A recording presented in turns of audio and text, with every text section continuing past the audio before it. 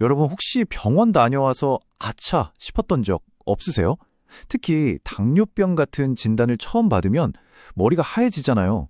그래서 막상 진료실을 나오고 나면 맞다. 이것도 여쭤볼 걸, 저것도 궁금했는데 하는 질문들이 막 떠오르죠. 오늘 바로 그 아쉬움을 싹 풀어드리겠습니다. 네, 바로 그 진료실 문을 닫고 나서야 생각나는 바로 그 질문들. 오늘은 내분비 내과 전문의 선생님이 직접 답해 주신 내용을 바탕으로요. 많은 분들이 정말 헷갈려 하시는 당뇨병에 대한 궁금증을 쏙 시원하게 풀어보려고 합니다. 자, 그럼 한번 시작해 볼까요? 자, 첫 번째 섹션인데요. 무엇보다 가장 기본적인 것부터 확신이 해야겠죠. 바로 용어 문제입니다. 사람들이 이걸 정말 많이 섞어 쓰시더라고요. 네, 바로 이겁니다. 당뇨간, 당뇨병. 이게 그냥 줄임말 아니었어? 하시는 분들 많을 텐데요. 전혀 다릅니다. 당뇨는 말 그대로 소변에 당이 섞여 나오는 증상을 말하는 거고요. 당뇨병은 아예 질병 자체를 가리키는 말이에요. 완전히 다른 개념이죠. 그러니까 핵심은 이거예요. 당뇨병이라는 건 인슐린이라는 호르몬, 다들 들어보셨죠?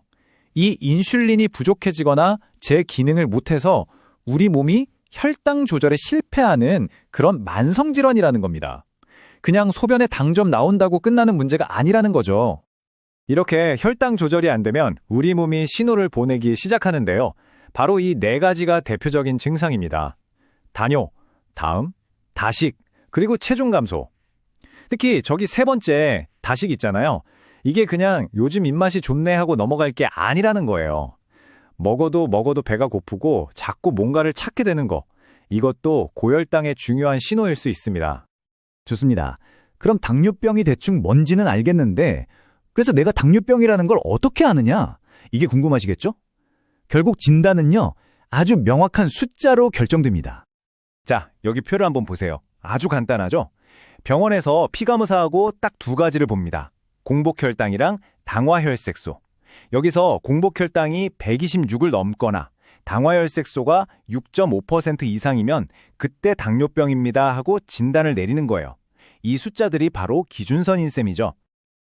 근데 이 숫자들은 그냥 검사 결과지에 찍히는 숫자로만 보이지 않죠. 이게 우리나라 전체로 보면 정말 어마어마한 이야기거든요. 과연 얼마나 많은 분들이 이 기준에 해당될까요? 무려 500만 명입니다. 30세 이상 성인만 따졌을 때요. 정말 많죠? 근데 이게 끝이 아니에요. 나이가 들수록 이 숫자는 훨씬 더 가파르게 올라갑니다. 자, 이 그래프를 좀 보세요. 당뇨병 환자가 14%인데 그 바로 옆에 전 단계 보이시죠? 25%. 아직 병은 아니지만 위험 신호가 펴진 분들이에요. 이분들까지 합치면 거의 1,500만 명 가까이 됩니다.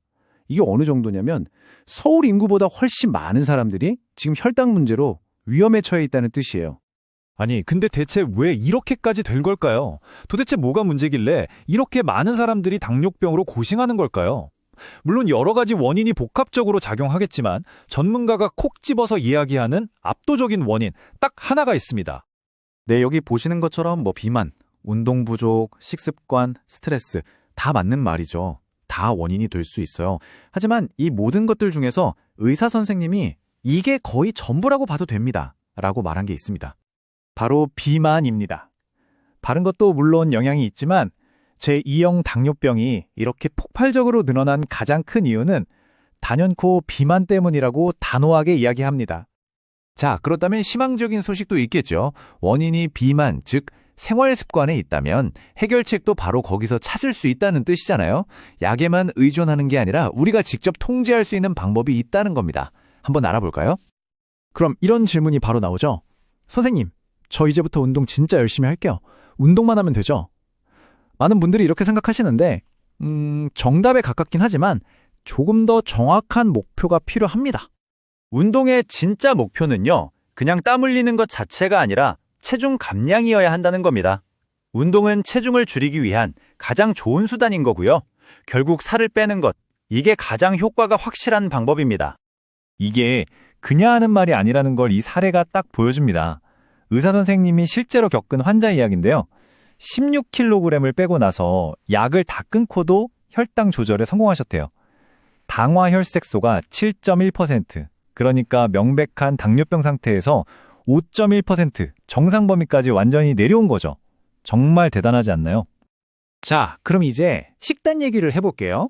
특히 과일에 대한 오해가 정말 많아요. 과일은 살 안 찌고 건강에 좋으니까 괜찮겠지? 천만의 말씀입니다. 당뇨 환자에게는 이게 정말 위험한 생각일 수 있어요. 의사 선생님 표현을 그대로 빌리자면 과일은 정말로 큰 적이라고까지 하셨어요. 하루에 먹을 수 있는 양이요? 딱 우리가 쓰는 작은 종이컵 있죠? 거기에 담기는 정도. 그 이상은 안 된다고 합니다. 과일 속에 있는 과당이 혈당을 아주 빠르게 올리기 때문이죠. 자, 그럼 정리를 해볼까요? 딱 3가지만 기억하시면 됩니다. 첫째, 무조건 체중 감량을 1순위 목표로 삼는다. 둘째, 식단, 특히 과일이나 단 음료, 심지어 달달한 고구마 같은 숨겨진 당도 조심해야 하고요. 셋째, 운동은 그냥 설렁설렁 걷는 게 아니라 땀이 날 정도로, 숨이 좀 찰 정도로 강도 있게 해야 한다는 것. 이 3가지가 핵심입니다. 결국 오늘 이 이야기의 마지막 질문은 우리 스스로에게 던져봐야 할 것 같아요. 나의 생활 습관, 이대로 정말 괜찮을까? 오늘 들으신 내용들이 그 답을 찾는데 조금이나마 도움이 되었으면 좋겠습니다. 결국 당뇨병을 예방하고 관리하는 힘은요, 병원이나 약이 아니라 바로 오늘 내가 무엇을 먹고 얼마나 움직이는지 그 작은 선택 하나하나에 달려있다는 사실을 꼭 기억하셨으면 합니다.